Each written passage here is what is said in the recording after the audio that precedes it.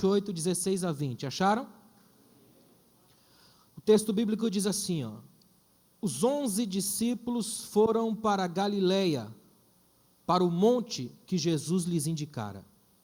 Quando o viram, o adoraram, mas alguns duvidaram. Então Jesus aproximou-se deles e disse: foi-me dada toda a autoridade nos céus e na terra. Portanto, vão e façam discípulos de todas as nações, batizando-os em nome do Pai e do Filho e do Espírito Santo, ensinando-os a obedecer a tudo o que eu lhes ordenei. E eu estarei sempre com vocês até o fim dos tempos. Amém. Pode sentar.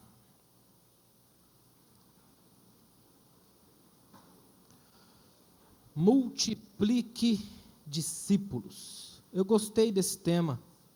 Logo que o pastor Cleiton me convidou, já faz um tempinho aí, eu gostei desse tema. Multiplique discípulos. Esse tema é ao mesmo tempo um imperativo e um alerta. É imperativo que a gente multiplique discípulos. Só que é alerta quanto à natureza do que nós estamos multiplicando. Então, é bom logo de cara a gente deixar claro a natureza do discipulado. Nós estamos multiplicando discípulos, não súditos. Discípulos, e não filhos mimados de um Papai Noel celestial. Estamos gerando discípulos, não uma mentalidade enjoada de crente. Nós estamos gerando discípulos, não assembleanozinhos. Estamos gerando discípulos, não mini-eus, mini-mins. Nós geramos discípulos. De quem? De Cristo. Irmãos, é fundamental não perder de vista Cristo. Cristo é o foco, Cristo é o centro. É a partir dele que a gente forma discípulos. Você já parou para pensar o que seria, o que será uma igreja cuja maioria das pessoas pareça com Jesus? Já pensou nisso? Como seria tremendo sentar do lado de um irmão e ter a sensação que está sentado do lado de Jesus? Sem precisar ficar com aquela enjoação de vira para o irmão, olha para ele e fala para ele. Só de você sentar, você já sentir que o cara parece Jesus? É bom, não é? O problema é que hoje a gente tem mais gente se parecendo com o outro lado do que com Jesus. Não é verdade? Parecer com Jesus dá trabalho. É um negócio que exige caráter, exige força de vontade. Mais do que tudo, exige abertura para o Espírito Santo. É Ele quem gera o caráter de Cristo em nós. Não é à toa que esse caráter de Cristo na Bíblia tem um nome: fruto do Espírito, o alimento do Cristo que em mim habita. O Cristo que em mim habita se fortalece quando se alimenta desse fruto. A julgar por esse ponto de vista, muita gente distante desse processo de discipulado com base em Cristo. E isso que é fundamental a gente entender aqui hoje. Por isso eu fiz questão de voltar a esse texto, que é a base de todo discipulado. Tudo quanto é livro de discipulado que você pegar, você vai dar de cara com esse texto. Tanto que esse texto corre um sério risco, que acontece em muitas leituras nossas, de ficar banalizado. Da gente ler sem ler só para passar os olhos, ler sem tirar ele o sentido. Nós vivemos numa igreja que é muitas vezes acostumada com isso, a passar por cima do texto. E o que eu quero aqui hoje é focar nesse texto. Tem tanta coisa nesse texto que dava para fazer o seminário só nele. Tantas coisas, tanta profundidade. E eu quero convidar você aqui hoje para a gente mergulhar nesse texto e tirar algumas coisas daqui que eu sei que vão marcar a sua vida para sempre. Amém, irmãos? O texto que nós lemos é um dos mais incríveis da Bíblia. Para você ter uma noção, é um texto repleto de lições, desafios, detalhes, uma série de coisinhas. É um daqueles textos que nos desarmam daquelas nossas aspirações inúteis e devolve a gente ao chamado discipulado genuíno de Cristo. Quem escreve o texto já é importante, é Mateus quem fala aqui. E Mateus é um homem que escreve sob uma carga violenta. Mateus era cobrador de impostos, odiado pelos judeus. O fato de Mateus estar na Bíblia como discípulo de Cristo, escrevendo um livro, para mim já é tremendo. É sinal que Jesus escolheu fazer discípulo alguém que eu não escolheria. Eu não iria escolher um discípulo que era cobrador de impostos e que mandava ver cobrando errado de mim. Imagina, Jesus vai lá e chama. É semelhante a você chegar aqui hoje e Jesus falar: eu vou chamar para ser meu discípulo essa noite o cara mais atolado na Petrobras que tiver. Imagina. Jesus chamou Mateus. Aliás, eu dou graças a Deus que Jesus chamou Mateus, significa que gente como eu tem acesso. Jesus chamou a gente assim, ó, gente complicada, tortuosa, que dá trabalho, que se não fosse a graça não estaria de pé aqui essa noite. Mateus já começa afirmando que os 11 discípulos foram para a Galileia. Não é por acaso que essa informação foi registrada. Ir para a Galileia, ir para o monte que Jesus ordenou, significa refazer o caminho de descoberta de Cristo, Filho de Deus. Jesus aponta um monte no começo das coisas, se você voltar lá em Mateus, ele leva a multidão para o monte, e no monte ele fala toda a sua lei, que é o sermão da montanha. O que Jesus faz é uma inversão violenta do que fez Moisés. Quando Moisés foi para o monte para trazer a sua lei, a montanha fumegava, e o aviso foi macabro: afastem-se todo mundo, Deus está no monte, quem tocar na montanha morrerá. Uma espécie de teologia da fúria, do afastamento, do exclusivo. Com Jesus é diferente, é um segundo Moisés, que na hora de dar a lei dele, ao invés de afastar todo mundo do monte, ele leva todo mundo para o monte. O problema de muita gente na igreja de hoje é o discipulado do Deus ferrenho, não do Pai de Jesus. O Pai de Jesus leva para o monte, ajuda a sentar e conversar. Então ele abre um leque, desenvolve um discipulado. E agora quando está chegando o final, ele avisa, vamos para o monte de novo. Monte no começo, monte no final. E nesse monte ele vai desenvolver todo o caminho que ele tem para os discípulos. Mateus coloca um detalhe fácil de passar despercebido pela nossa teologia triunfalista. Ele diz que os 11 que agora se prostram diante de Jesus em adoração são os mesmos que duvidaram dele outras vezes. E Mateus ainda vai longe. Diz, quando o viram, o adoraram, mas alguns duvidaram. A lição aqui é magistral, irmãos. Diante de Jesus, desse Jesus que nos chama para fazer discípulos, a atitude nossa vai ser sempre a mesma, uma mescla de adoração e dúvida. Por isso que a gente precisa de um discipulado constante. Ninguém pode bater no peito aqui hoje e dizer, eu estou feito, estou pronto. Quem fala isso está no caminho de Nicodemos. É mestre, entende, mas tem que se desconstruir, nascer de novo para andar com esse Jesus que é capaz de humilhar falsas certezas. Como é bom a gente saber que a gente está aqui hoje livre para aprender, é ou não é? Que ninguém aqui tem a última palavra, que ninguém pode bater no peito e falar, eu conheço, eu sou expert. Aliás, tenha sempre um pé atrás com gente que tem certezas demais. Nós vivemos numa igreja que tem exclamações demais e interrogação de menos. Quantas vezes você já ouviu na igreja alguém te dizer assim, ó, não duvide, é, não é? A de Jesus é o contrário, duvide. Vamos pensar, pesquisa, corre atrás. A lógica de Jesus é trabalhar com esse sentimento, de gerar em mim e em você uma busca constante. Jesus faz isso. A igreja tem uma responsabilidade que não pode ser postergada, preterida nem negligenciada. Sabe por quê? Se tem um segredo extraordinário no discipulado é que a obra que a gente realiza também nos realiza como igreja. A gente faz, mas também é feito. A gente ministra, mas é ministrado. Aprende e é ensinado. No processo crescemos juntos. Se tem uma coisa que não existe no discipulado é egoísmo. Aqui é um ao outro ajudou e ao seu companheiro disse esforça-te. É na comunhão do andar juntos. Discipulado tem a ver com comunhão. Não podemos transformar a igreja numa espécie de clube divino, onde só os especiais podem entrar. A igreja nada mais é do que cidade de refúgio, casa do consolo, lugar do abraço, uma espécie de terapia divina, fisioterapia divina.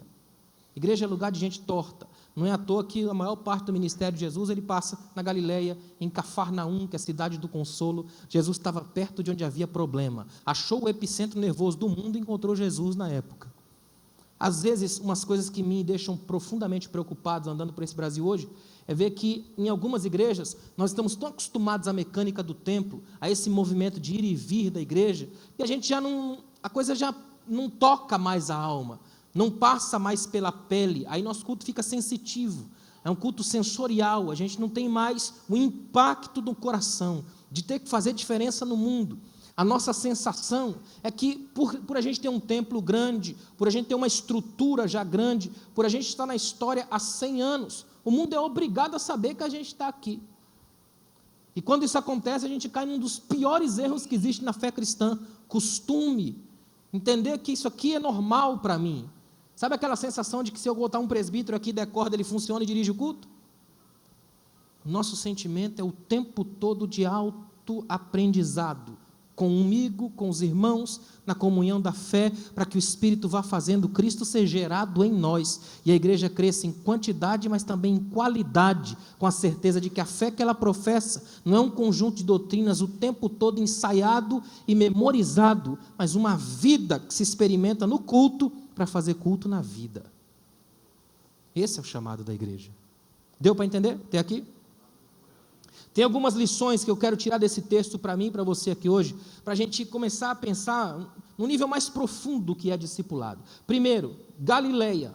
Guarda isso para você, guarda esse nome, Galileia. A nossa responsabilidade enquanto discipulado não é com o poder, é com o serviço. Essa é a grande diferença. Nós não fazemos discipulado por causa de poder. E isso precisa ficar bem claro para nós, que o nosso chamado não tem a ver com a quantidade, o tamanho, o movimento. Isso é demonstração medíocre de poder. É o quanto a gente consegue servir. E servir é um negócio tão sério. Eu já ministrei aqui num evento, eu não lembro qual, mas sobre serviço. Como é importante quando a gente tem isso na mente. Guarda uma coisa, não basta crer no ressuscitado. É preciso deixar Jerusalém, os delírios de dominação e ir para a Galileia da simplicidade. É trocar a agenda do poder pela agenda do serviço. O que Jesus está fazendo nesse texto que nós lemos aqui é humilhante. Ele pega os discípulos, ele acabou de ressuscitar, ele está andando aqui, aparece ali, aparece lá, anda 11 quilômetros de Jerusalém até Emaús a pé com 2 discípulos, depois aparece mais na frente, os discípulos estão naquela empolgação, naquele êxtase, pensando mais ou menos assim, a qualquer momento ele vai levantar e dar a ordem, vamos para cima, vamos tomar um império, porque eu acabei de vencer a morte. Olha para mim, imagina que você estivesse aqui hoje, andando com Cristo, que você sabe que ele morreu, que ele foi trucidado na sua frente em Jerusalém, agora você chega e imagina que ele saiu da morte, está na sua frente, então você pensa, nada pode parar ele, nada vai barrar esse homem, ele acabou de vencer o império da morte, fechou a porta da última solidão, ele vai bombar, agora nós vamos detonar, imagina, aí ele vem e fala, agora vamos todo mundo para Galileia. Quando todo mundo espera que ele vai para cima, ele vai para baixo. Quando todo mundo espera que ele vai para o centro do poder, Jerusalém, ele vai para o meio dos pobres, Galileia. Quando todo mundo espera que ele vai para a mídia, ele vai para a beira do mar da Galileia. Quando todo mundo imagina que ele vai chegar no ápice, ele vai lá para baixo. Só Jesus para encontrar graça lá embaixo. Esse é o nosso grande chamado. O discipulado de Jesus cura os nossos olhos, tira os nossos olhos das vitrines que fazem brilhar e coloca nas pessoas que têm um brilho que só Jesus enxerga.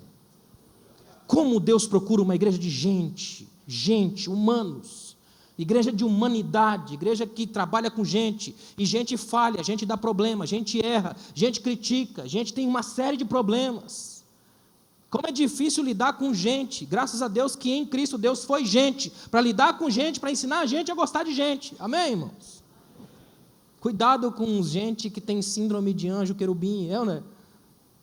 Não tem gente que tem a síndrome de serafim? Como é bom quando a gente é normal, gente comum, gente que erra, que de vez em quando vai orar e não consegue. Você já jejuou e no meio do jejum descobriu o que estava comendo? Alguém aqui já dobrou o joelho para orar e dormiu?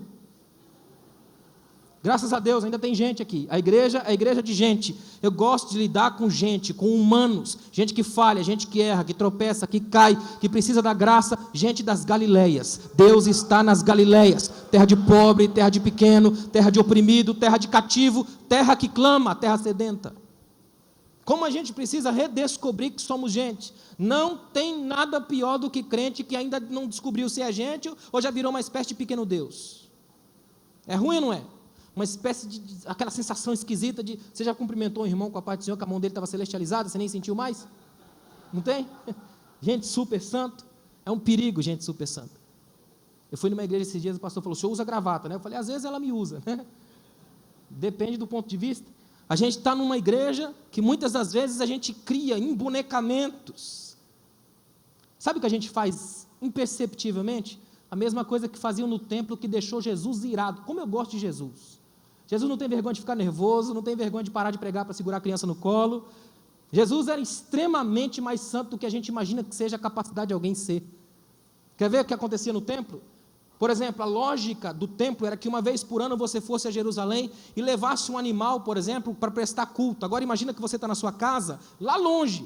Aí você pegava um animalzinho do seu rebanho, separava ele e falava, esse aqui é de Deus. Esse aqui daqui um ano eu vou levar para o sacerdote. Você pegava a melhor comida, melhor água, cuidava, arrumava o pelo. Um ano trabalhando naquele bichinho ali. Ó. Esse aqui é de Deus. É minha oferta para o Senhor. Daqui um ano eu vou lá. Aí você chegava lá, entregava para o sacerdote o cuidado de todo um ano, era oferta ao Senhor.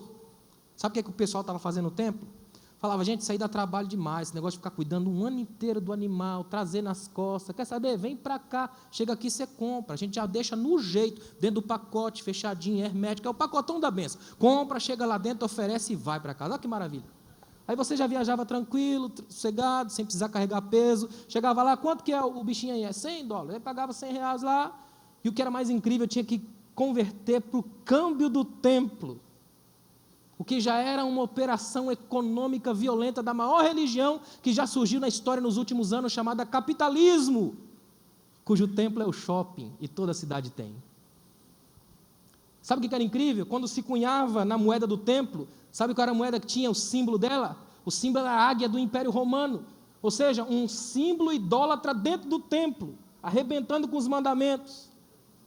Ou seja, você chegava lá com o pacotão fechado, já recebia a bênção, olha que maravilha. Aí Jesus entrou, virou as mesas, fez e aconteceu. Aí a Bíblia diz que trouxeram a ele no templo os cegos, os mancos, e ele os curou. Olha o que Jesus fez. Não é o templo de vocês que cura, sou eu. Tragam a mim no templo. Quando chegarem a mim no templo, a cura vai acontecer. Jesus desmontou os processos, humilhou as teologias de troca, de ofertas perigosas. Até hoje a gente ainda faz isso. Ainda caímos no perigo de domesticar a bênção, empacotar o milagre, fazer com que as pessoas entrem aqui numa produção evangelística em série. Evangelásticos, estica para dar sensação de conteúdo. Deus procura gente. Quer trabalhar para Deus aqui hoje como um grande discipulador? Seja gente, ame gente, abrace gente, chore junto, esteja perto da pessoa. Sabe qual é o maior culto que você presta na sua vida? Não é quando você vem aqui, canta demais, prega muito. É quando você senta aí no banco, percebe que alguém do seu lado está destruído. Uma mulher que ouviu um xingamento o dia inteiro de um marido bêbado, e você consegue abraçá-la, ministrar sobre ela, arrancar a dor, e ela volta para casa feliz, curada, abençoada, plena, refeita, porque em você Jesus agiu. Esse Jesus aqui, ó. Ou seja, o reino de Deus começa a aparecer nesse monte na Galileia. O monte sinaliza para a configuração da igreja, o Cristo ressuscitado e os discípulos ao mesmo tempo, crentes e incrédulos. Ou seja, isso nos liberta da tentação da perfeição. É entender que na igreja a gente vai trabalhar nessa mescla eterna entre dúvida e crença, entre gente que é uma bênção e gente que é um problema. A igreja é feita de partes iguais de mistério e confusão. Tem um hino cantado nos Estados Unidos que eu gosto muito. A primeira frase diz: viver com os santos lá no céu, ó que glória. A segunda: viver com os santos aí na terra é outra história. É ou não é? A gente vive nessa dualidade entre os santos da glória e os santos da miséria, né? E eu estou mais para a letra B do que para A. Ainda estou tentando, ainda estamos em processo. É difícil lidar comigo. Os discípulos nesse texto, eles não são mais, nada mais são do que um grupo de homens que vai começar a história. A história da igreja vai começar com esses homens. E sabe como é que começa? Com um grupo fragmentado e o pior de tudo, esperando. Alguém aqui gosta de esperar? Os poetas antigos diziam que esperar é o tormento de desejar. Guimarães Rosa escreveu que esperar é reconhecer-se incompleto. Imagina, é ruim ou não é esperar? Agora você imagina um grupo de discípulos ali, prestes a ver, Jesus vai falar alguma coisa muito forte agora para nós, é forte Brasil, é ou não é? Fala, Senhor, que o teu servo ouve. Aí Jesus fala, vai para Jerusalém e espera lá. Não diz nem o quê, vai lá e espera. Pior lugar para ir agora que eles vão é Jerusalém. Agora as piores memórias deles estão em Jerusalém. Foi lá que eles viram Jesus morrer, foi lá que eles sofreram perseguição, é lá que eles vão ter que sair. Agora tem que voltar para lá. Voltem para Jerusalém, juntem num lugar e fiquem esperando. Imagina. Se fosse hoje, o que a gente ia fazer? Passar um WhatsApp dizendo, não sei o que é, mas vamos lá, hashtag fui, né? Jesus manda o grupo esperar, retornar para Jerusalém, lugar das perdas mais dolorosas. O que Jesus está dizendo para os discípulos é que aquele monte na Galileia não é o ponto da parada, é o ponto da partida. Ou seja, crer no ressuscitado me obriga a sair do monte, ir para Jerusalém. De Jerusalém eu vou ter que passar pela Judéia, lugar onde todo mundo acha que é santo e merecedor do céu. Da Judéia eu vou ter que ir para Samaria, lugar onde só tem conflito, crise e problema, o outro repugnante. E de Samaria eu vou ter que ir para as nações. Ou seja, eu não volto mais. Sabe o que me alegra em olhar em Atos dos Apóstolos? Em nenhum momento você vê os discípulos voltarem ao cenáculo na tentativa de reeditar o processo. Eles não falam, vamos voltar lá porque vai cair fogo de novo. Caiu uma vez, vai soprar a língua toda vez. Eles entenderam que aquele fogo que desceu não desceu para ficar, desceu para ir. O Espírito está chamando a gente para entender que você não está num processo que volta, mas num processo de ir. É por isso que o retrovisor do seu carro é menor que o para-brisa, porque passado é só referência. Você foi chamado para olhar para frente, e quanto mais olha para frente, mais enxerga o que Deus tem para fazer lá, no ir. O reino de Deus aqui se manifesta nessa ordem: fazei discípulos. Ou seja, ela se manifesta não por domínio, mas por parceria. Os poderosos do mundo, eles exigem, obedeça-me. O reino de Jesus convida, segue-me, ainda vai além, vai para a sua casa. É tudo parceria. Na fé cristã não existe fé solitária. Fé solitária para crente é cela, não céu. É parceria, é unidade, comunhão, é estar junto. O céu para você necessariamente passa pelo irmão sentado do seu lado. Aliás, você sentou do lado desse irmão porque não tinha outro lugar para sentar ou porque gosta dele? Pensa. Céu tem a ver com esse movimento aqui, ó, de estarmos juntos, de comunhão, de unidade. Parece que não, mas o simples fato de estar ao lado de alguém numa sociedade que você vem todo dia define se você gosta ou não desse aí, não é? A gente vive num estado assim, porque por incrível que pareça, nós estamos numa era de aproximações falsas, fakes. Todo mundo se aproxima, mas ninguém se entrega. Não é estranho? Entram 15 pessoas no elevador que nem se tocam, ninguém se fala, doido para abrir logo a porta e espirrar o povo. Você vai no metrô em São Paulo, você nem entra, eles te colocam e te tiram do metrô, e você não fala com ninguém. Não é um negócio esquisito? Jesus está passando na cidade, faz questão de parar embaixo da figueira e dormir na casa do cara que ninguém queria. Jesus notava a gente, ele via pessoas o tempo todo, ele não via multidão, porque multidão são faces sem visibilidade. Jesus via gente, porque gente não é olhar a face, é o que existe no entorno, no contexto, na alma, na vida. Graças a Deus que Jesus não olha para o que eu tenho no rosto, Jesus olha para o que o coração aformoseia o rosto, o que está no íntimo. Quando Mateus cita Galiléia, ele devolve a gente ao começo, ou seja, ele está convidando a gente a repetir a experiência de Jesus lá em Mateus 4, batismo, ensino, proclamação e discipulado. Ele está fazendo os discípulos voltarem a entender tudo que eles passaram com Jesus, só que daqui para frente eles vão fazer sozinhos. É esse o percurso abrangente da vocação, começo, meio e fim, ou seja, introdução, ensino, discipulado e escatologia, tudo no mesmo processo. Igreja além da religião, culto além do templo, bênção que se experimenta quando se é, não quando se faz. Em outras palavras, tudo que você está fazendo aqui é porque você é, não apenas porque faz. Eu quero deixar bem claro para os irmãos, só faz discípulo quem é discípulo. Não tem como você fazer aquilo que não é. Ou você faz discípulo porque é, ou vai criar apenas pequenos clones de si mesmo, o centro de uma adoração fadada ao fracasso. Você é discípulo de Jesus? Não fala amém não, pensa. Você é discípulo de Jesus? Está seguindo Jesus? Tem surgido na igreja evangélica brasileira nos últimos anos uma espécie de Cristo substitutos, pequenos Cristos, não tem?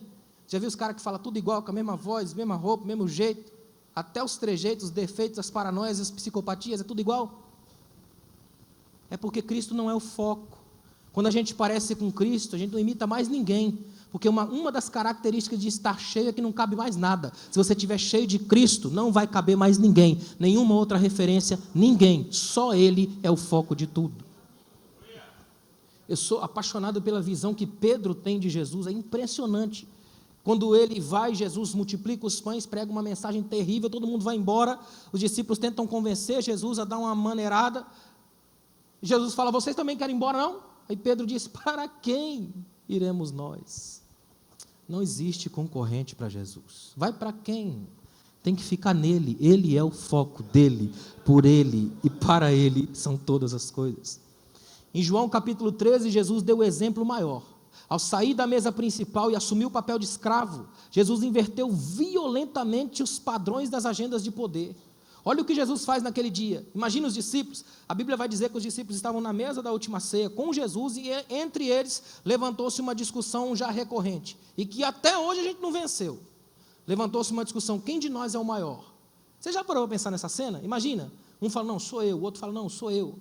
Judas, por exemplo, Judas era um mestre da arte de fingir, a ponto de Jesus falar na mesa que ele era o traidor e ninguém desconfiar, não é?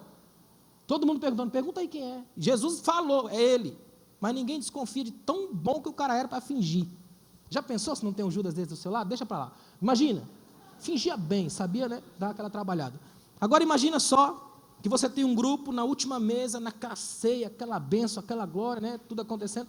De repente começa uma discussão, quem de nós é o maior? Jesus se levanta da mesa, sai da mesa, ele é o mestre, é o anfitrião, é o dono da festa, ele sai por uma, imagino eu, por uma porta, quando ele volta, causa um susto daqueles que de vez em quando ele causa na vida da gente, sagrados sustos, daqueles que são capazes de arrancar máscaras, de desmontar a gente.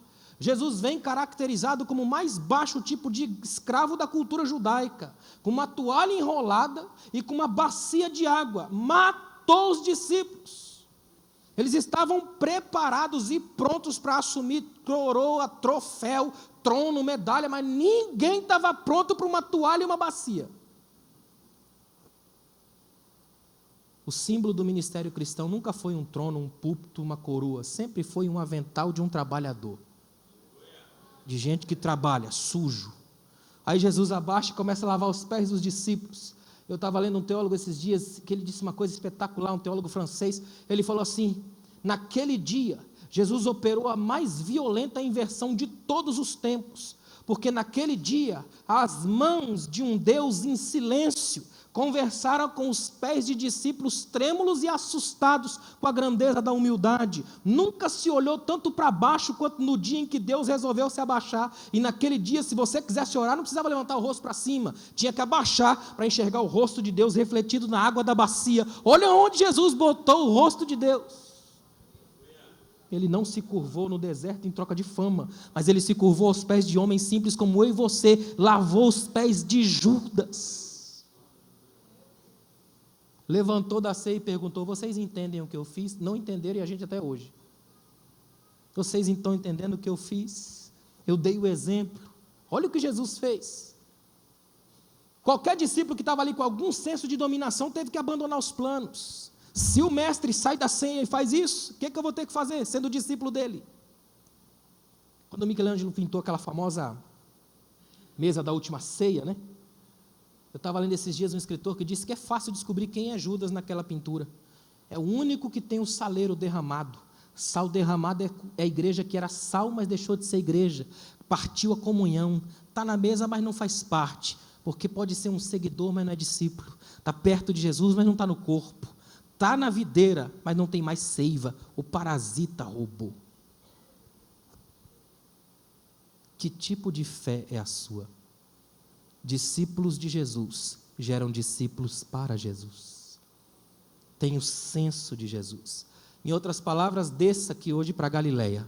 Galileia é a parte mais baixa da vida, é um ambiente onde ninguém olha. A sua Galileia geralmente é o lugar onde ninguém vai, aqueles lugares onde as igrejas institucionais não chegam, os ambientes onde não se encontram, as pessoas que ninguém toca, os intocáveis, invisíveis, impossíveis, inalcançáveis, gente que está povoando as zonas mortas das igrejas. Está mais do que na hora da gente entender que o nosso discipulado tem a ver com essa Galileia, com Jesus que vai para a gente para um lugar que a gente não gosta de ir, mas que a partir de lá se instaura a obra de Cristo. Deu para entender? Segundo, Jesus fala sobre, o texto de Mateus fala sobre os 11, porque a nossa responsabilidade com o discipulado também passa pelos feridos. Geralmente, a gente só pensa em discipulado lá fora, em sair, pegar alguém e trazer, mas e os feridos? Quanta gente ferida nós temos nas igrejas de hoje? Uma vez perguntaram para John Stott, a igreja é um exército, todo exército tem uma marcha. Qual é a marcha da igreja? Ele disse: a igreja é o único exército cuja marcha é dos mais fracos. Toda hora para ver se alguém ainda está marchando, porque para esse exército não interessa chegar primeiro, interessa chegar juntos. Toda hora voltando para ver quem caiu, toda hora levantando o ferido. Aí tem gente que consegue ficar tão brutalizada. Sabe aquelas enfermeiras que se acostumaram a dar notícia de morte, que olha para você e fala: fulano morreu, sabe? Tem gente assim na igreja, coveiros da fé. Você fala assim: fulano desviou. Eu falo: é assim mesmo, isso aí, Deus manda 10. Pensa num povo ruim. Mata, ainda vai no velório e chora. É ou não é? Se você não sente a dor das perdas dos irmãos, alguma coisa em você deixou de ser cristão faz tempo. Cristianismo tem a ver com sentir, sentimento do outro, a dor do outro. Não é à toa que Jesus mandou eles esperarem em Jerusalém por quem? Consolador. Consolo não é para quem está na festa, é para quem está na crise, no luto, no problema, é para quem tem lágrima nos olhos, é para quem precisa de lenço. Ainda bem que o Espírito Santo é o Deus que sabe entender gemidos. Quer ver uma coisa interessante? O número 11, na mentalidade judaica, é terrível. É a quebra da totalidade, é número triste, é 12 menos 1, quebrou-se a completude. Mateus faz questão de colocar os 11. Ele está dizendo: o grupo sentiu a perda, faltou, está ruim. Tem um espaço aí, ó. Quem olha de longe percebe que tem uma brecha no grupo. Falta um. Os 11. E pensa num grupo que vai dar problema. Depois eles oram, jogam sorte, tiram um Matias, que ninguém sabe direito quem é, que aparece, não faz nada, some. Dá até uma sensação assim de que Deus coloca Paulo no meio, que é para dar conta dos 13. Não é? É difícil lidar com crente. Nem todo mundo vai dar certo, nem todo mundo bomba, nem todo mundo canta bem, nem todo mundo prega demais. E às vezes os que mais dão problema não são o povo, são os obreiros, de quem a gente esperava muito. Jesus sabia disso, irmãos? Ainda sabe, a gente que esquece. Será que a gente sente falta dos irmãos? Guarda essa pergunta no seu coração. Eu sinto falta dos irmãos? Você que já congrega nessa igreja há um bom tempo, que consegue olhar aqui e identificar pessoas, sente falta de alguém que deveria estar aqui hoje? Você consegue lembrar de gente que era uma bênção nessa igreja, mas que as crises da vida tiraram daqui, era para estar aqui hoje? Você consegue lembrar? A gente chora as derrotas dos irmãos, dói no nosso corpo, o que deforma alguns. A igreja egoísta da atualidade, ela é marcada por relações descartáveis. Uma igreja que é uma espécie de irmã do filho pródigo, só fica feliz se a festa for para ele. Tem dificuldade de chamar de irmão quem Deus chama de filho. O irmão do filho pródigo é alguém esquisito, estranha o amor do pai. Está na casa, mas não consegue entender o amor do pai. Ele mata o irmão da comunhão, fica todo cheio de paranoia, de crise. Aí o Deus faz uma festa, o pai faz uma festa, porque a festa acontece na sociedade, na casa e na mente do menino que voltou. Ele pode entrar em casa, sentir o cheiro da comida de novo, a alegria da convivência, rever os vizinhos. O pai faz uma festa completa, que é para o filho entender que restauração, do ponto de vista do discipulado, não é uma festa de 3 dias e depois só cinzas, é uma eternidade, festa no passado, festa no hoje, projetando a festa do futuro. Uma igreja que faz alguém estar vivo aqui. Diferenças. Será que a gente sente falta dos irmãos? No texto, Judas se perdeu, mas quantos ainda estão por aí, sofrendo? Nossas igrejas estão se tornando mais, cada dia mais, espaços de terapia. Algumas viraram uma espécie de UTI para os pacientes terminais da espiritualidade condenada. Há muita gente sofrendo da condenação do próprio culto, ocultos do culto, acostumados ao mesmo, sofrendo, respirando por aparelho na igreja. Há tempos que ele não sabe o que é envolvimento com Deus. Você quer ver o que é mais triste? A imensa maioria dos irmãos das nossas igrejas não consegue se lembrar qual foi a última vez que trouxeram alguém a Cristo. Que tiveram essa alegria de gerar alguém, de falar para a pessoa, levar à igreja, a pessoa se converter, ele ficar do lado, a pessoa batizar, ele tirar foto e postar. Ele nem lembra mais qual foi a última vez que ele fez isso. Se é que ele já fez alguma vez. Porque quem fez não esquece a sensação e vai tentar reproduzir. Porque é natural, é ser pai, é pegar o filho no colo, é dizer: eu gerei, eu não sou infértil, eu não sou estéril. O Espírito que é em mim gerou filhos. Eu tenho alguém na fé que eu apontei para Cristo e ele seguiu meu dedo, enxergou Jesus e hoje está comigo aqui. Ó. Só quem já levou alguém a Jesus sabe o que é isso. Uma criança que você leva a Jesus pode fazer uma diferença. Spurgeon, Charles Haddon Spurgeon, príncipe dos pregadores, numa quinta-feira da vida, foi para o culto, normal, como sempre. No dia que o pregador oficial faltou, chamaram um irmão que estava por ali para pregar, e o irmão pregou o texto de Isaías: olhai para mim e sereis salvos. Nunca mais ele conseguiu tirar esse texto da mente. Virou o homem que foi, milhares de almas a Cristo. No dia da sua morte, 6.000 pessoas, numa só voz, leram um texto de Isaías: olhai para mim e sereis salvos. Não existe culto indiferente, culto chato. Existe aqui na igreja o Cristo. Se Ele está aqui, qualquer culto é céu. É um ambiente de transformação. É que nós temos a tentação da seletividade arbitrária. Sabe o que é isso? A gente pensa assim, ó: quem que a gente gosta que aceite Jesus no culto? Aquele que vem decidido, levanta a mão na metade da mensagem, vem para frente, chora, já procura os irmãos do batismo, a gente fala aleluia. Olha que conversão, irmão. É ou não é? A gente fala: Deus, tremendo, manda uns 10 disso aí, Senhor. Agora aquele que cai endemoniado a semana inteira, derruba a banca, assusta a criança, a gente fala: meu Pai do céu, tanta igreja na rua, o cara vem aqui, meu Deus. É ou não é? Ainda temos um problema com os samaritanos, eles ainda são repugnantes para nós, ainda dá trabalho o bêbado do culto, ainda é complicado para nós, igreja dos adultos e adulterados. As crianças ainda são um problema, por isso que em muitos lugares a gente inventa um cultinho apequenado e miserável, para tirar elas do culto. Será que o nosso discipulado não tem que ser revisto? Se não começar a tratar as feridas de dentro, não tem como levar lá para fora. São os feridos. Aliás, um dos defeitos, eu chamo de defeitos colaterais, dessa igreja contemporânea, preocupada só com a massa, mas não com o indivíduo, tem a ver com a mentalidade que vai esquecendo os feridos, gerando a teologia das vingancinhas, uma enfermidade da comunhão, que tem gerado a igreja estranha, do nazismo religioso. Ou seja, se o seu coração ainda dói pelas perdas dos irmãos, é porque você ainda está na Galileia. Tem um texto na Bíblia, eu queria que você abrisse a sua Bíblia, por favor, rapidinho, vai lá em João capítulo 12, deixa eu te mostrar uma coisa bem interessante aqui, ó. João capítulo 12, versículos 20 a 24, presta atenção nisso aqui porque é muito interessante. João capítulo 12, versículos 20 a 24, diz assim, ó: entre os que tinham ido adorar a Deus na festa da Páscoa, estavam alguns gregos. Eles se aproximaram de Filipe, que era de Betsaida da Galileia, com um pedido. Olha só, eles foram para adorar a Deus, mesmo sendo estrangeiros, no templo, e fizeram um pedido para um dos discípulos. Olha o pedido: Senhor, queremos ver Jesus. Filipe foi dizer a André, e os dois juntos disseram a Jesus. Jesus respondeu: chegou a hora de ser glorificado o Filho do Homem. Digo-lhes verdadeiramente que se o grão de trigo não cair na terra e não morrer, continuará ele só, mas se morrer, dará muito fruto. Olha o que Jesus fez aqui. Irmãos, como eu gosto da humildade e honestidade franca de João. João escreve um evangelho de dilacerar a carne. Eu sou escritor, eu gosto dessa coisa da pesquisa, do jeito como você passa uma mensagem para o seu leitor. João faz isso. João está deixando bem claro a confusão na mente dos discípulos em aceitar o diferente.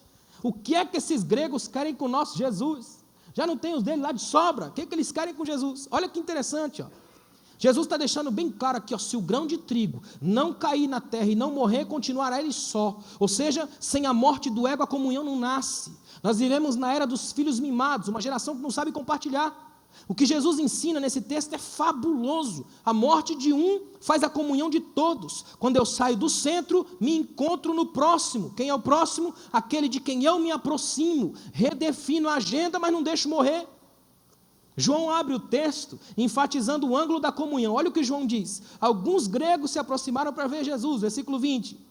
João também demonstra a dificuldade dos discípulos de entender essa comunhão. Filipe foi dizer para André, e os dois juntos foram falar para Jesus. Haja coragem. Pensa num problema que esses discípulos fizeram, tempestade imensa num copo d'água. Irmão, se você está no culto ali na frente, chega um grupo de gregos ali e fala: a gente quer ver Jesus. Ele fala: segura aí. Aí vem um discípulo, chama um diácono, um evangelista e um presbítero. E os quatro juntos chegam até Jesus e falam: Senhor, tem uns caras estranhos aí querendo ver o Senhor. Não é uma tentativa de blindar?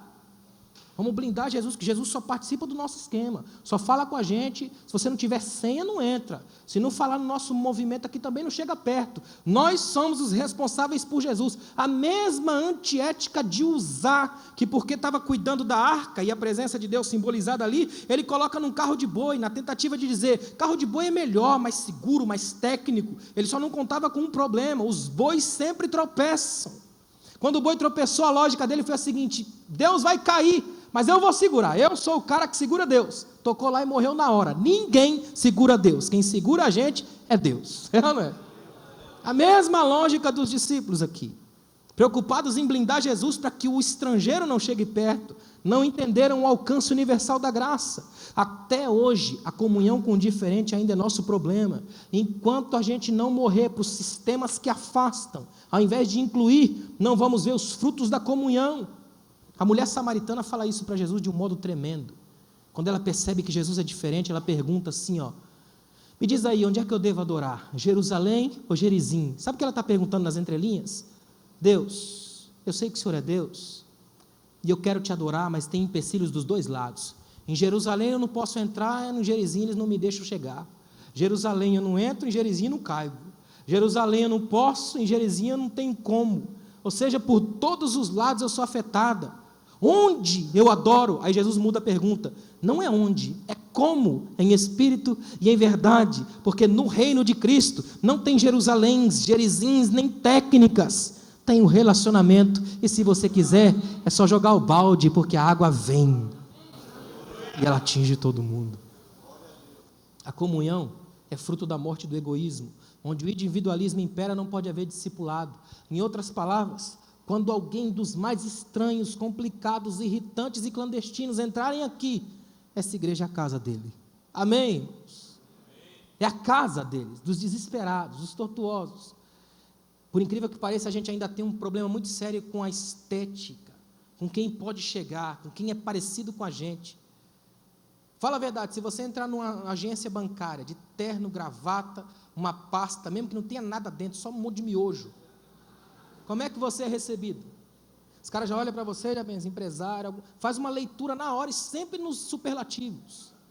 Aí você chega de bermuda, chinela havaiana, uma camada de barro, como é que faz? É barro, mas aquela porta para, é ou não é? Nós somos treinados para estética, não para ética. Até hoje ainda é assim. Ainda tem muitas igrejas onde a gente anda no Brasil afora, que vem um irmão te receber na porta, que você jura que é o presidente. Aí quando você olha, o presidente está lá no meio dos irmãos. Não é? Tem gente que parece, mas não é. O discipulado quebra tudo isso. Ele nos coloca próximo de todo mundo, com a certeza fantástica de que ao pé da cruz todo mundo é nivelado por baixo, e quanto mais embaixo estiver, melhor, porque é de baixo que a graça sobe e atinge todo mundo, pega todo mundo, transforma todo mundo em filho da cruz, perto de Jesus, sentindo a graça de Deus fluir no peito. Então guarda isso, a Galileia, os 11, os feridos. Terceiro, qual é o alcance do nosso discipulado? É o outro, é o próximo. Como eu disse a você, próximo é aquele de quem eu me aproximo. É um termo bíblico da missão da igreja. Ou seja, aquele que redefine a agenda. Na conversa de Jesus com o mestre da lei, tem um detalhe que é terrível. O mestre da lei perguntou assim, quem é o meu próximo? Só que ele não estava desejoso de expandir as fronteiras do amor. O que ele estava querendo é encontrar os limites da solidariedade. Até aqui eu posso ir porque ele é o meu próximo. Daqui para frente eu não preciso passar. Ou seja, ele não buscava o alcance da graça, buscava a finalidade da religião. Há muita gente fazendo isso. Eu vou dizer uma coisa que pode ser assustador, mas eu quero que você preste atenção nisso aqui. Uma das maiores tragédias das nossas igrejas nos últimos anos foi quando a gente inventou, por exemplo, o departamento de evangelização, o departamento de discipulado. Que aí o povo cruza o braço e fala assim, agora é com eles, se vira, é ou não é? Aí a gente fala, negócio de discipulado da minha igreja é o pastor Cleiton. Precisar do telefone, eu dou, o WhatsApp também, é ou não é? Só que discipulado tem a ver com o sacerdote universal de todos os crentes. Se você é discípulo de Cristo, você precisa fazer discípulos. É natureza da fé cristã. A gente fala, tem um evangelismo lá que é com os irmãos ali, os irmãos evangelizam. Aí eu fico pensando, imagina assim, os irmãos, os obreiros cuidam da obra, o evangelista do evangelismo, o discipulado do discipulado, as irmãs das irmãs. Eu faço o quê? É confundir a igreja com uma espécie de ambiente onde tem plateia. E o único membro da plateia, se é que tem aqui, é Deus. Tudo aqui é para Ele. Então qualquer outra pessoa aqui dentro tem que fazer alguma coisa, tem que trabalhar. Não dá para ter membros fantasmas. Gente que fica só nas entrelinhas, entes espirituais desencarnados. Gente que de vez em quando aparece, aí confunde a igreja com o restaurante de Jesus, uma vez por mês janta com Deus, é a ceia. Ele vem na ceia para jantar com Jesus, que ele marcou um encontro, é um restaurante. Que tipo de fé é a sua? Porque se a sua fé não te incomoda, ela te acomoda, e os acomodados não conseguem fazer nada. Aliás, uma frase antiga diz que quem quer fazer alguma coisa encontra um meio, quem não quer fazer nada encontra uma desculpa. Não é? Há muita gente encontrando desculpas ainda hoje. É difícil falar de discipulado numa sociedade instantânea, ou líquida, como se diz hoje. Nós vivemos na era das coisas prontas, na sociedade da vida enlatada. O que dá trabalho é descartado em nome da eficiência dos profissionais. A máquina tem que funcionar. Só que a característica fundamental do discipulado não é a competência, é o compromisso. A competência te mostra o caminho, tão bem que dá até GPS, mas o compromisso vai junto. Não se contenta em mostrar, contenta em ir, em andar ao lado, em estar perto, querer trabalhar junto, viver juntos. Hoje nós temos muita gente que é especialista em mostrar, aí faz aquele movimento imenso. Aliás, isso é uma coisa que tem gerado até um certo problema em alguns obreiros, e eu que falo muito em convenção, escola bíblica, eu tenho visto isso de alguns obreiros, até conversando comigo eles falam isso. Como é complicado, a gente vive numa sociedade onde todo mundo parece que é muito bom, todo mundo é expert, não é um negócio esquisito? Todo mundo faz muito bem. Do nada o cara planta uma igreja do lado, já está bombando, arrebentando, e eu aqui sofrendo, não é esquisito? Que nesses dias eu li uma coisa, olha que interessante, conta-se que 2 vaquinhas estavam pastando à beira da estrada, aí passa um caminhão de leite, do lado escrito assim, ó, esterilizado, homogeneizado, enriquecido com vitaminas A e B, baixo teor de gordura. Aí uma olha para a outra e pensa assim, ó, você não se sente meio inadequado e incompetente, não? Não é? Pastando ali, se matando para fazer um leitinho, passa um caminhão com tudo pronto, é só pegar a torneirinha e encher o... Não é ruim? É a sensação de muita gente nas igrejas de hoje. Cai na tentação do acúmulo, só que acúmulo não é multiplicação, porque inchaço não é crescimento. Há muita gente fazendo um movimento imenso, mas é um movimento de rotatividade. Gente que vem aqui para receber, e quando recebe ou pensa que recebe, vai buscar em outro lugar. Ele vive de movimentos, uma cruzada aqui, uma campanha ali, um movimento lá, um milagre aqui, uma cócega na alma lá. Ele não para em lugar nenhum, não gera frutos em lugar nenhum, não tem identidade, não tem nada, não é gente da fé, faz parte de um movimento fluido, que nunca gera raiz e não cresce em lugar nenhum. Quer ver uma coisa? Teve um pensador que escreveu o seguinte: a mensagem evangélica anuncia que não basta salvar indivíduos de si mesmos, eles precisam ser salvos para o próximo. Não basta salvar os indivíduos do diabo, eles precisam ser salvos para não demonizarem suas relações. Não basta salvar os indivíduos do mundo, eles precisam ser salvos para voltar para o mundo e discipulá-lo para a glória de Deus. É tirar a alma do inferno, mas também tirar o inferno da alma. Um discipulado que seja profundo, além da pele. Aí você pode multiplicá-lo. Cuidado para não confundir a multiplicação com o inchaço. Aquela coisa de comer farinha para dar a sensação que o estômago está cheio, não é? Quanta gente ainda está vivendo disso? De especialidades, de técnicas extraordinárias, mas que não geram a graça, não geram a vida. Às vezes, tudo isso, todo esse movimento tão bem feito que a gente vê em alguns lugares, não passa de uma desculpa demoníaca para nos dar a sensação de que estamos avançando, quando na verdade a gente parou no tempo. Sabe o que é lindo de Jesus? Todo o discipulado dele se dá na simplicidade. Esses dias eu vi uma coisa no texto bíblico que me encantou, em Marcos capítulo 9, os discípulos estão angustiados, tentando expulsar um demônio que não sai, o pai desesperado, o menino endemoniado, o diabo jogando o menino no fogo e na água, aquela coisa toda. Jesus simplesmente, a Bíblia diz que quando ele viu que a multidão estava se ajuntando, ele foi lá, expulsou o espírito, pegou o menino pela mão, levantou e o menino ficou de pé. Simples. Jesus não fez técnica mandinga, não falou 7 vezes, ele só mandou, o demônio saiu, pegou o menino e botou de pé. Na simplicidade do evangelho, ele acabou com o espetáculo macabro que o diabo fez, porque Jesus não é o Deus dos aplausos dos espetáculos, é o Deus da simplicidade, do quebrantamento, da simplicidade do expulsar demônios, da simplicidade do reino. É esse reino que a gente serve, reino dos simples, reino dos discípulos. Jesus não salva para uma pós-sepultura de alegrias perenes apenas. Ele nos salva também para um aqui e agora cheio de eternidade. Ou seja, você não foi salvo da história, você foi salvo para a história. Você foi salvo para fazer diferença onde andar. Amém? Multiplicar discípulos na escola, na faculdade, no serviço, no emprego, na rua, principalmente esse ano que é ano de eleição. Multiplicar a cultura do reino. Olha, Jesus falou que existe uma espécie, uma casta de demônio que só sai com jejum e oração, não é? Mas tem uma outra casta que só sai com voto. Não é verdade? Por isso que a cultura do reino faz diferença. Se a cultura do reino estiver em nós conseguimos fazer diferença na nação. Eu vou deixar uma coisa muito clara aos irmãos: não adianta a gente ter 42,3 milhões de evangélicos no país, se esses evangélicos são irrelevantes, se não fazem diferença, se é a pior época da história do país, se o país está imerso nas trevas, na corrupção, na miséria, se tem gente nossa sangrando no inferno lá dentro. Não é igreja.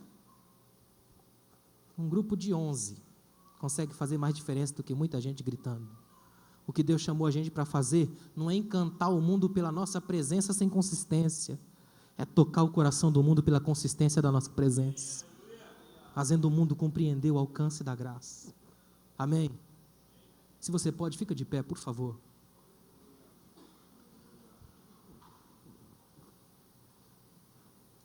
Esses dias eu estava lendo uma oração de um cristão perseguido pelos regimes totalitários aí da América do Sul.